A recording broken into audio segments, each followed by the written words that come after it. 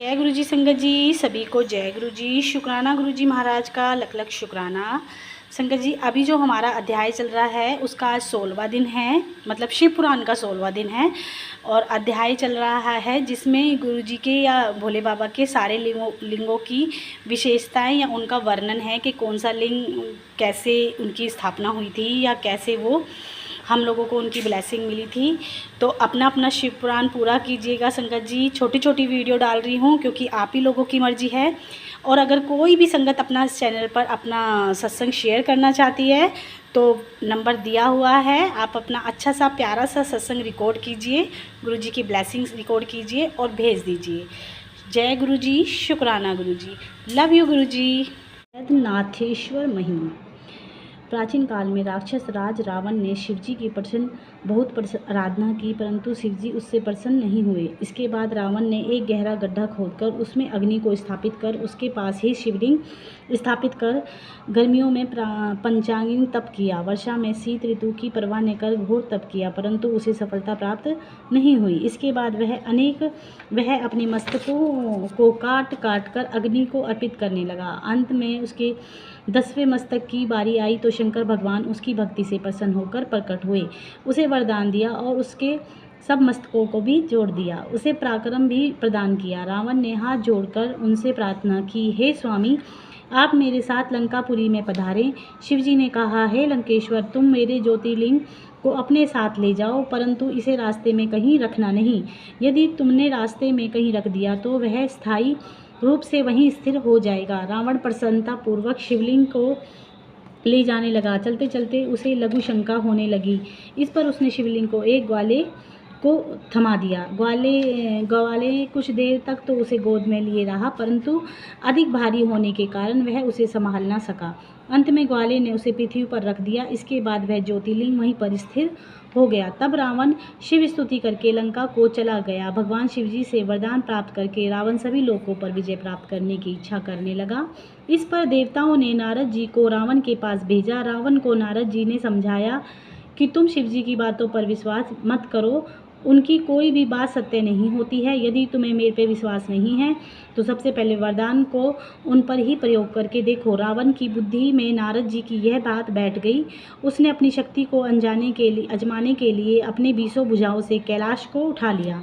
भगवान शंकर ने कैलाश को हिलता देखकर पार्वती जी से पूछा, देवी, यह कैलाश क्यों हिल रहा है? इस पर पार्वती जी ने व्यंग्यबाण कसा, आपके शिष्य गुरु की अच्छी सेवा करते हैं, आपका भक्त रावण ही अपने बलशाली होने का आपको फल दिखा रहा है। इस पर भगवान भोले शंकर ने रावण से कहा, अरे नीच, इतना अभिमान करना ठीक नहीं है। मेरा अपमान करने वाले, तेरी इन भुजाओं को काटने वाला कोई बलवान पुरुष जन्म लेने वाला है।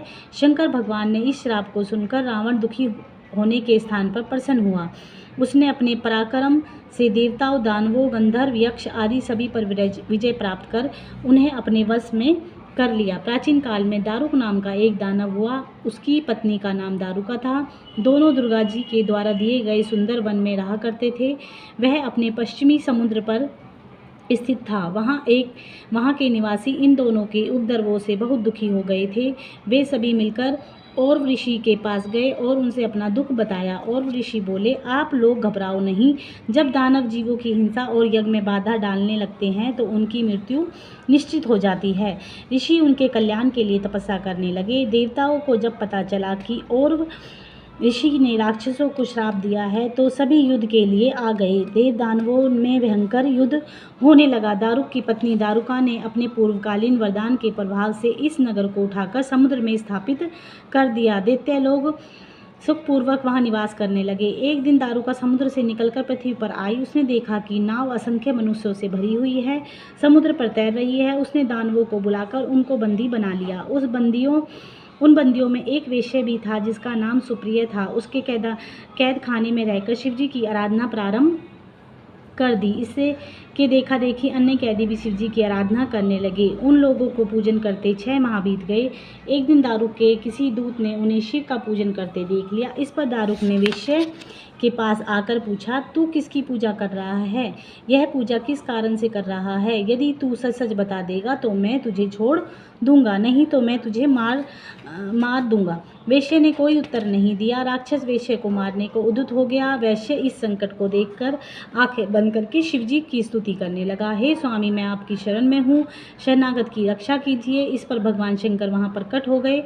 उन्होंने अपने पाशुपतास्त्र से सब दानवों का विनाश कर दिया। इसने वह राक्षसों से रहित हो गया। भगवान शंकर ने कहा, यहाँ पर अब चारों वर्णों में वैदिक धर्मों का पालन करने वाले लोग रहेंगे। यहाँ पर अधर्म का अंत हो गया है। दारुक के मर जाने के बाद उसकी पत्नी दारुका दुर्गा जी के पास जाकर अपने वंश की रक्षा एवं परिवार की रक्षा के लिए प्रार्थना करने लगी। इस पर शिव और पार्वती जी उस स्थान पर ज्योतिर्लिंग के रूप में रहने लगे। दुर्गा जी ने दारुका को शिव जी की कृपा से वर दिया कि इस युग की समाप्ति पर यहाँ पर दानवों का निवास होगा और दारुका उन पर राज्य करेगी।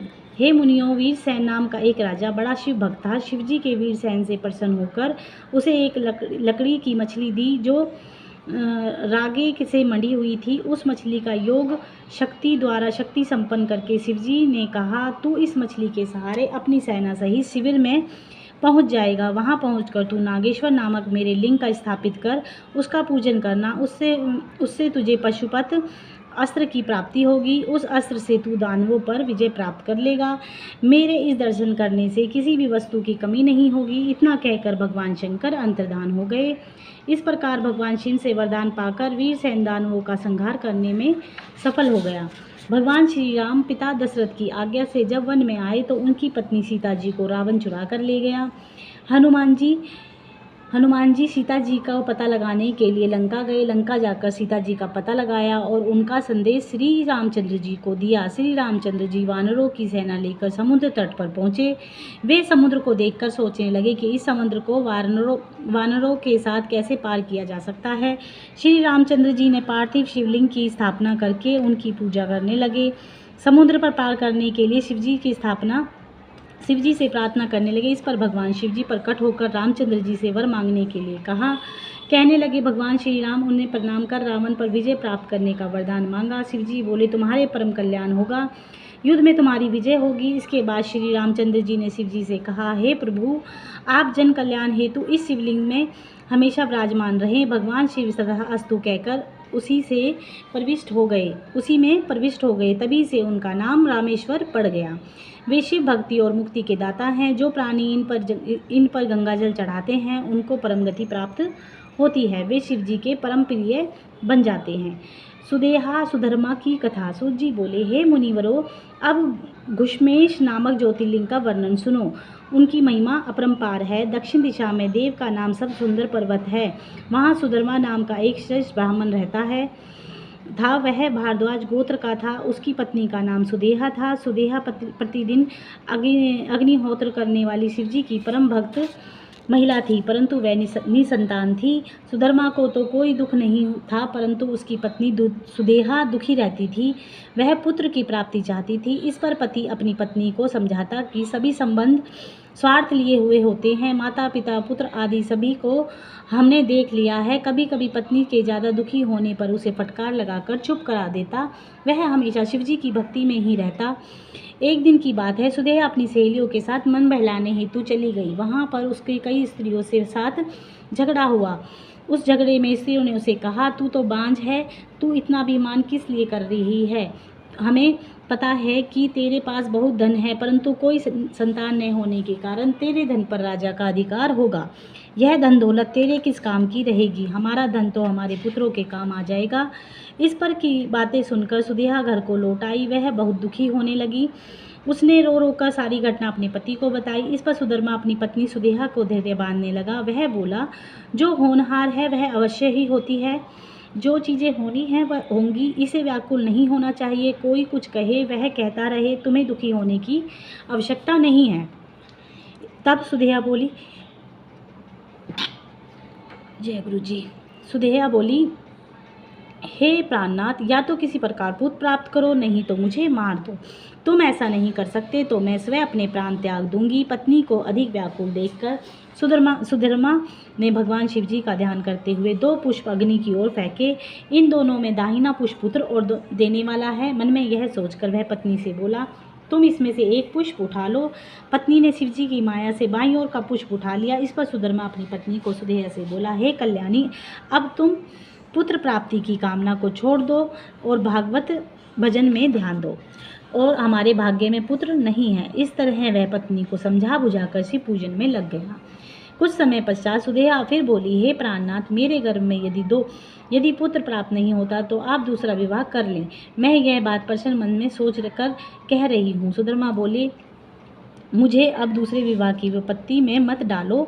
इस प्रकार सुधर्मा ने दूसरे विवाह के लिए मना कर दिया। इस पर सुदेहा ने पुत्र प्राप्ति हेतु अपनी छोटी बहन से विवाह करने के लिए निवेदन किया। इसकी बात सुनकर सुधर्मा ने कहा, हे कल्याणी, मुझे तुम इस झंझट में मत डालो, क्योंकि इससे यदि पुत्र हो भी गया तो तुम दोनों में आपस में विरोध उत्पन्न हो जाएगा, जो हम में से किसी को भी सुखदायी नहीं होगा। इस पर सुदेहा ने पैर पकड़कर बोली, हे स्वामी, यह तो मेरी बहन है, मैं इसका विरोध क्यों करूंगी? आप निश्चिंत रहें। सुदेहा ने जोर जबरदस्ती करके अपनी छोटी बहन का विवाह अपने पति सुधर्मा के साथ कर दिया। उसकी बहन का नाम घुष्मा था। सुधर्मा ने सुदेहा से कहा कि यह तुम्हारी बहन अब तुम्हारी सोत बन गई है, तुम इसे प्रसन्न रखना। दोनों बहनें सुखपूर्वक रहने लगी।